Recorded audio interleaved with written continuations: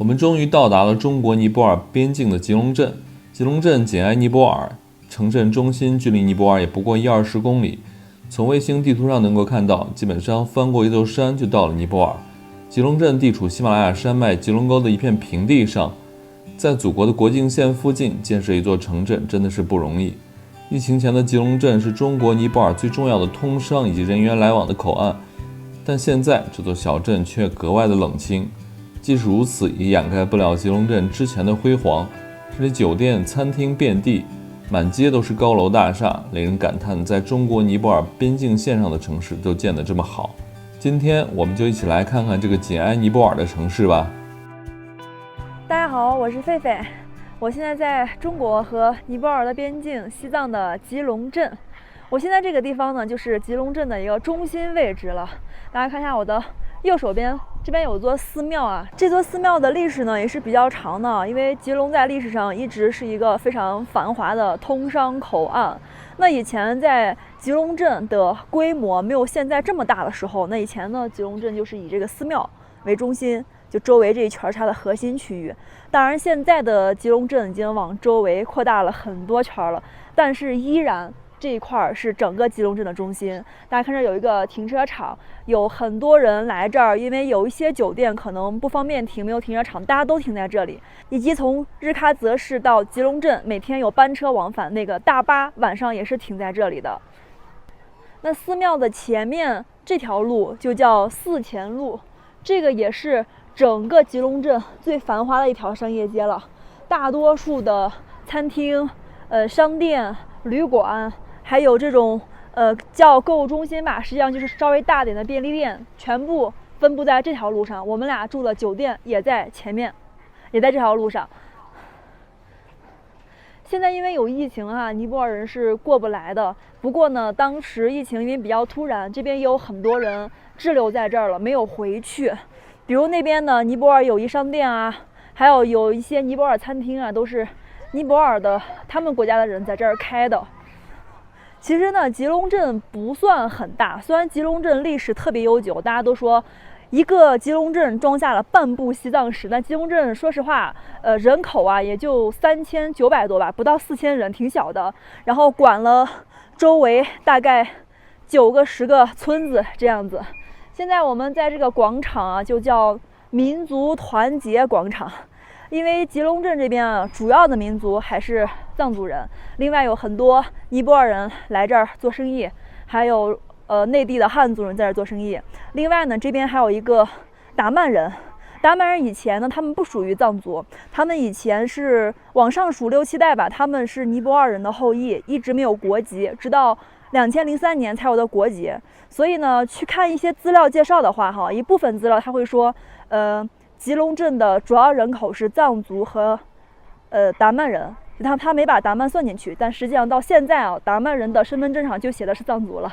我们再往前面走走看看，哇，前面有一个篮球场啊，2个小朋友在打球，我也想去玩一下，走吧，我们跟他们玩一下。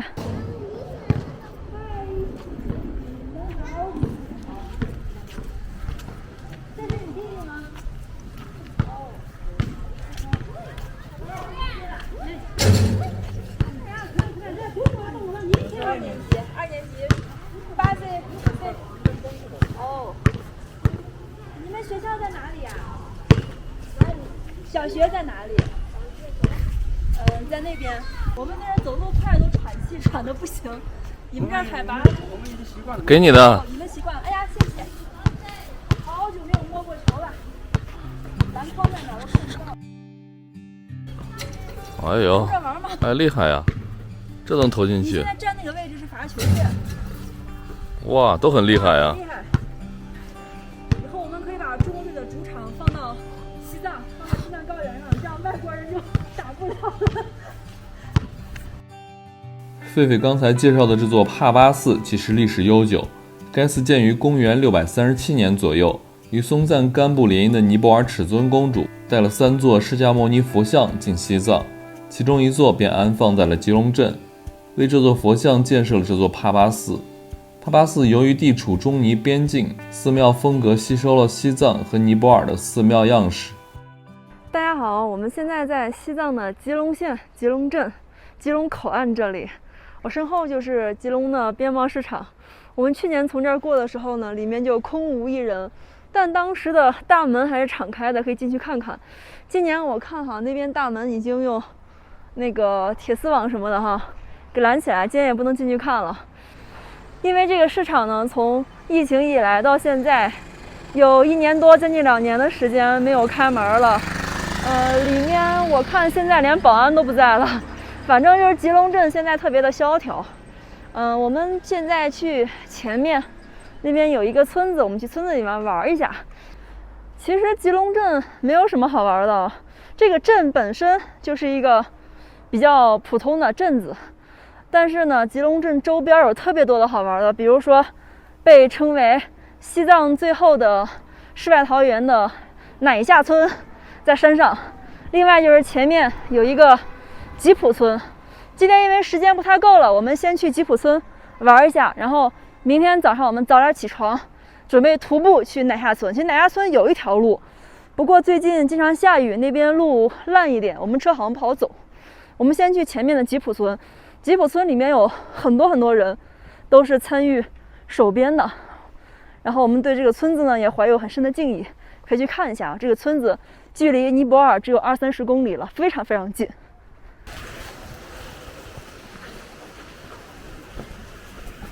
哦，坐哪儿吃 ？Hello, like to order some food, OK？ 大家好，我是贝贝，我们现在在中国和尼泊尔的边境，西藏的吉隆口岸。今天下午我们实在是不知道吃什么了，我们在吉隆镇这块已经待了5-6天了，每天都吃的川菜和面条。今天实在不知道吃什么了，然后这边有一家尼泊尔人开的尼泊尔餐厅，我们又过来吃了。其实去年我们来过他们家，当时还觉得人家可能今年就不在这儿待了，但没有想到啊，他们这个店呢一直在这儿开着呢。因为疫情的原因啊，这个老板应该也有2年以上的时间没有回国了，然后他们一直在这里做着尼泊尔的餐。刚刚我们点了一个奶茶，这个奶茶呢就跟西藏这边的甜茶和那个阿萨姆奶茶都差不多的味道。另外我点了一个红茶。这个老板啊是一句中文都不会说，他们好像自己说的是尼泊尔语，然后会一些简单的英语，跟中国游客交流基本都是用的英文，但是英文也不是特别好，所以我们今天带了一个翻译机，这个可以翻译中文和尼泊尔语。等一下老板要是闲了的话，我好想问一下老板他在这儿待到多久了，然后家人都在这儿不？我感觉因为疫情的原因，现在口岸这边包括中国和越南边境那边滞留了很多的国外的人，他们很久没有回国了，真的很想了解一下啊。这是这个尼泊尔餐厅的菜单，跟我们去年来的时候相比呢，1毛钱都没有涨啊。你看上面的这个奶茶和红茶还有柠檬茶都是5块钱，还有咖啡也是5块。另外他们这边的主食就是这个咖喱配的饼，还有炸土豆啊、鸡肉呀，然后这边还有一些咖喱饭吧，有米饭，有炸薯条什么的，挺多的，都挺便宜的，一般都是15到20。这怎么感觉跟去年的味道不太一样了呢？这个味道就是跟西藏的甜茶也不太一样了，里面不知道加了，我觉得是茶的味道特别浓一些，奶特别淡。这会儿你可以尝一下。你们家里还有谁在中国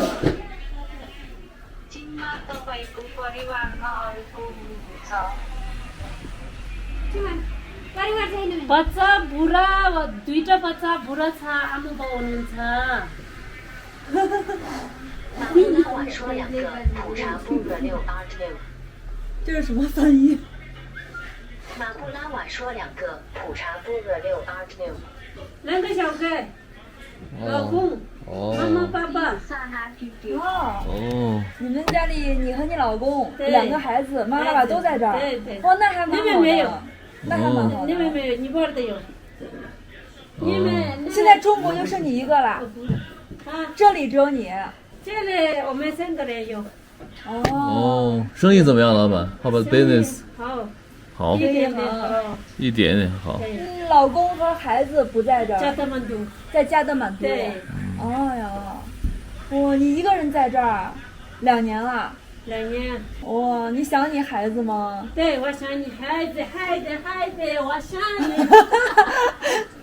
这个是撕着吃。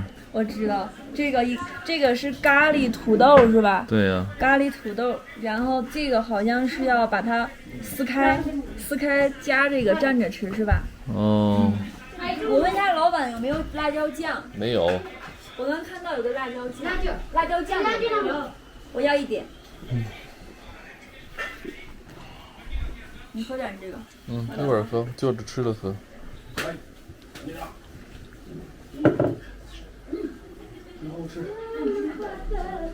这油炸的，3个油炸的小饼儿。哦，洋葱、辣椒这个。好的好的3个辣椒你谢谢。不用谢。老板在这儿待2年，中文可以了啊。基本简单的都会了啊。老公、孩子，谢谢，你好，辣椒什么这种常用的都会。我觉得老板中文比去年好多了。他去年我们来的时候，他在这儿真的只会说简单的5块15，他现在还挺多的。尝一尝吧。有点烫，稍微有点烫。等会儿再吃。没事。哎，这个好酥啊！你看里面撕开之后，它感觉是那种空的，两张，特别软，挺好的。我觉得比咱们自己家里炸那个饼好像好一些。油油的。这个酱，我以为是咱们的黄豆酱，它里面有各种调料，有那个我闻着有黑胡椒的味道，然后这个生洋葱可以蘸这个吃，不错，这个酱好吃，这辣椒也好吃，辣椒不辣，然后就蘸这个酱。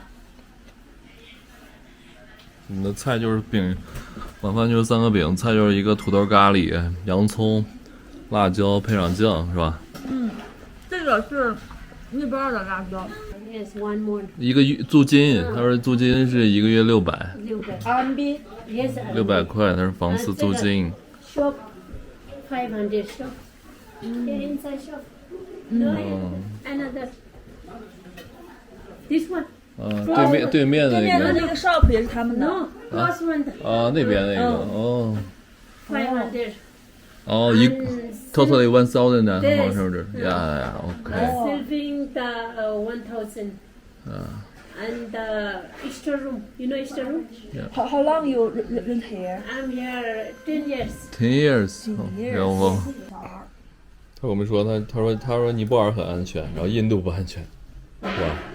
他说中国最安全，但是他很想他的家人，很想他的孩子们，还有他说他虽然很安全，但是他的那个父母啊。孩子啊，对，都不安全。这边不太安全。我们吃完了，这个奶茶真的特别的香，明天再来喝，不喝了，现在喝太多了，明天再来喝。我刚跟老板聊了聊，老板说他在这边，他可以回去。我说这边有航班可以回，他说可以回，然后这边回去来不了。租金高啊。我发现老板这房子和一个是餐厅，一个对面的商铺。一共一起1100一个月，1000多，然后他主要是签了10年的合同。我们在中国尼泊尔边境吉隆镇待的几天时间里，遇到了一个在这里开工厂的中国尼泊尔混血的小哥，他的公司主要生产羽绒服，厉害的一点就是他公司的雇员全部来自尼泊尔，因为疫情原因，很多尼泊尔工人已经在这里待了2-3年，有的尼泊尔工人的老婆都因此改嫁。但他们仍然选择留在中国，因为他们在中国的收入是在尼泊尔的10倍甚至更多，回到尼泊尔可能找不到这样的工作。今天我们就一起来了解一下这些在中国的尼泊尔人的生活。听说有很多尼泊尔人因为疫情回不了国，就滞留在我们中国的吉隆小镇上了。前面这个有一家服装店，好像说是尼泊尔人开的，我们现在走到跟前了，去里面看看。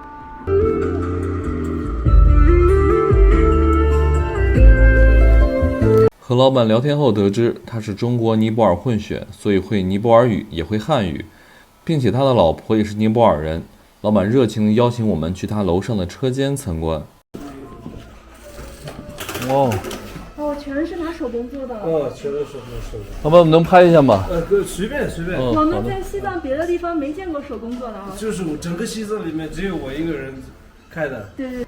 这个车间呢，就是衣服的一个加工制作的车间。那这边呢，就是把这个衣服进行一些锁边儿，还有像装拉链这些工序，全都是手工的啊。你看，都是一个师傅一个缝纫机，然后这些师傅呢都是来自尼泊尔。然后手工做羽绒服呢，也是尼泊尔那边当地非常传统的一种技法。以前就是我在开的加东那边开了一个工厂。你们工厂可能见到蛮多，做好之后运过来。然后运过来这边海关有点麻烦嘛。对。进货的时候。对。然后我自己这边又看一下。哇。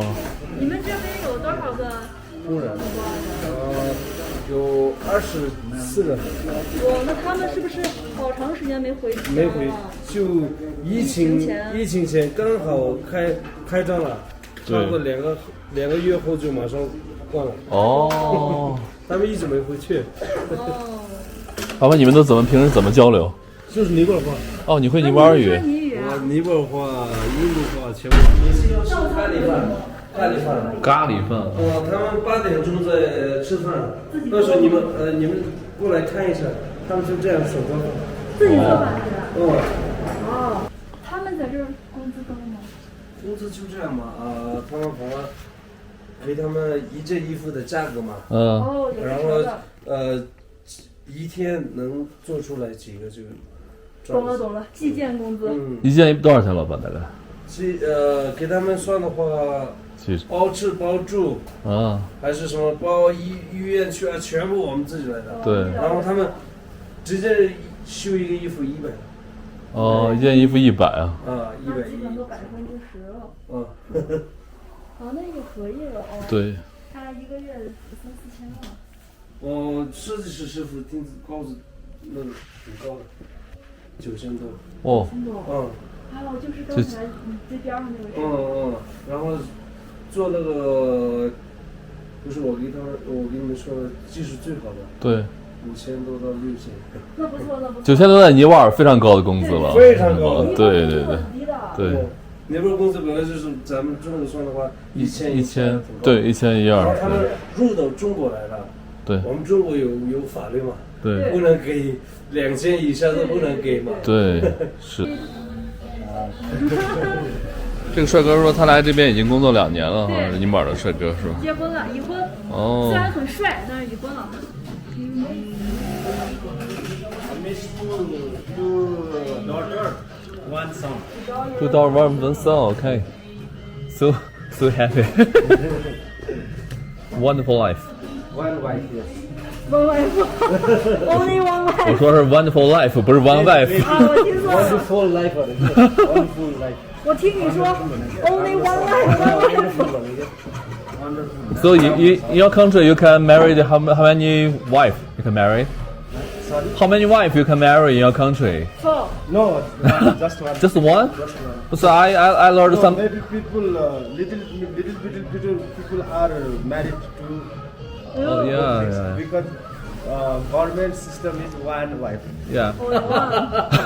Before I got some Indian clients, Indian customers. They said they can marry the bus. 3 or 4 or 5. That's okay. There is Muslim religion by 3 to 4. Many wife married there. Okay. Just, I think Arab, South Arab, Dubai. There are married 3 or 4 wife because Nepal is just one wife. Okay. 他的就是那个。他在这边工作差不多2年了，是吧？然后他每次赚的钱全都转到尼泊尔了。然后他们想盖一个房子。对。盖的时候，在那个盖房子一起，他的老婆跟他跑。啊，他一直在这边哭，一直在喝酒啊。哦呀，我让他说了，老婆是可以找，钱是可以赚，你帮他就以后还是把钱寄给妈妈吧。妈妈又不会跑。好可怜，哎呀，太可怜了。就这样的。他有孩子吗？有2个孩子啊。太没良心了。老板，他们在中国应该感觉很安全吧？很安全。就有点想家哈。只是一个想老婆啊，想家，是就这个意思，别的没有，别的没意见。他现在好点了吗？他现在好了，差不多2个月、4个月了，差不多。老婆特别漂亮哦，漂亮女人靠不住。漂亮女人多了是了。Do you feel safe in China? Safe? Safe. Yeah, but you just miss your family. Sir, bye bye. Nice to meet you.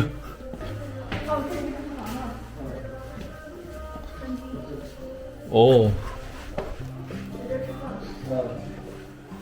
在哪里坐？在后面坐。在里面坐。哦，这餐厅，这厨房。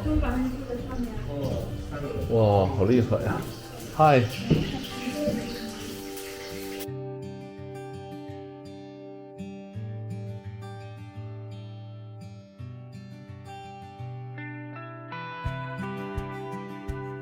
真漂亮。这海拔挺好的，不低不高，低一点就像墨脱一样很热，高一点的话就很干燥，而且人也呼吸不舒服。这边现在是2700-2800左右，特别舒服。吉隆镇真的算是青藏高原上的异类城市，这里可以种植水果和蔬菜，满足城镇人民的需求。因为这里的水果蔬菜可以基本自给自足，不用从外地长途运输，所以价格比别的边境城市低很多。我们甚至在这里还看到了很多大棚。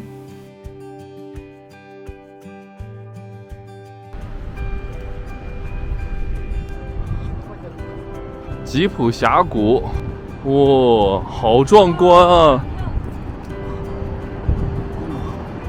看不到啊，这儿，我只能听到滔滔的水声。走，吊桥，走起。这是吉隆藏布江，你看这个一眼看不到底啊，对，好高啊！是。我们现在过完桥才能到吉普村，是吧？是。走吧。狒狒到这儿已经有阴影了，去年差点被人推下去。大家好，我是狒狒，我现在在西藏的吉隆口岸。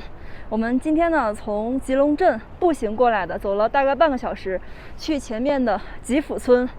吉普这2个字啊，在藏语中的意思是离开和分别的意思。因为当年呢，松赞干布迎娶来自尼泊尔的尺尊公主，尼泊尔的送亲队伍啊，就是送在了这个地方，然后他们返回的，和公主在这里分别的，所以吉普村的村民就由此而得名的。我们现在和吉普村中间只隔了一条很深的吉普大峡谷，现在这边有2条路可以走。我们这个角度继续往前是去年我们走过那条非常非常危险的那个吊桥、铁索桥哈。另外呢，就是这边这个水泥的这个公路桥，这是去年才修好的。我们去年过来的时候还没有完全的竣工，今年你看上面已经通车了。当地人啊，还有游客好多也是从这边走的，因为这边恐高的人可能走不了。那我们今天就从这儿走吧，过了这个铁索桥，对面就进入了吉普村。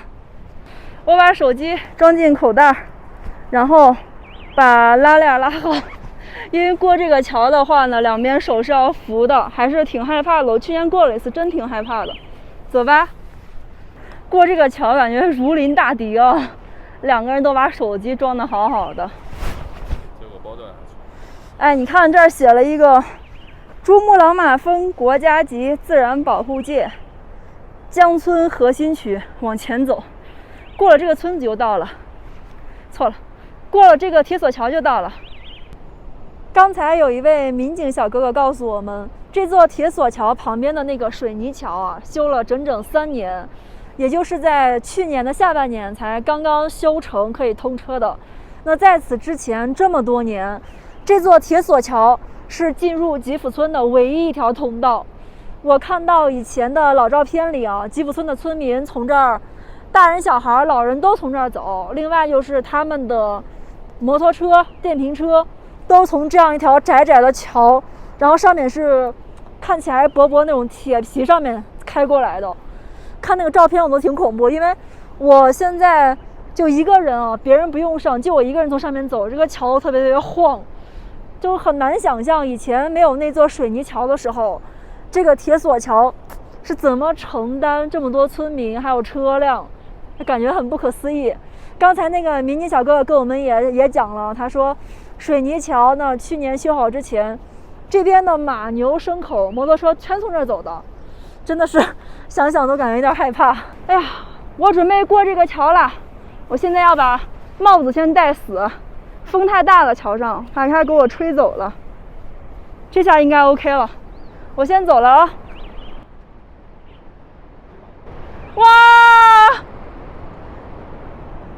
我有点怕，下面好深呐，而且这个桥感觉今年晃的比去年还厉害了，好害怕，还过不过？没事的。我真的有点怕，我现在往下看啊，我腿都在发软。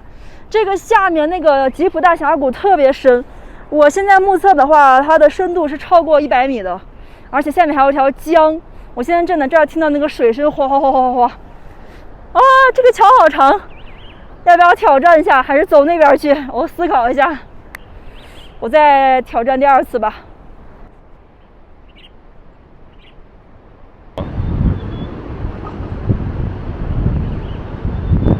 要不我走你前面，你跟着我啊。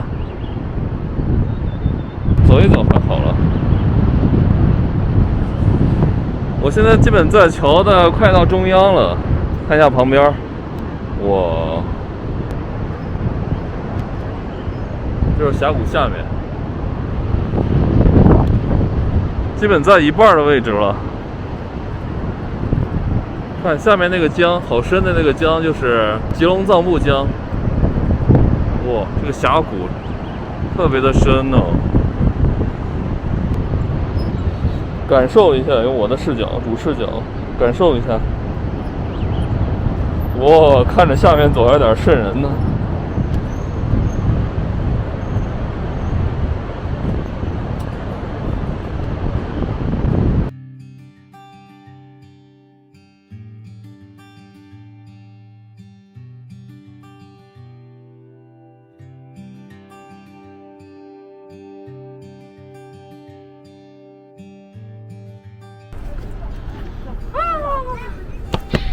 成功登陆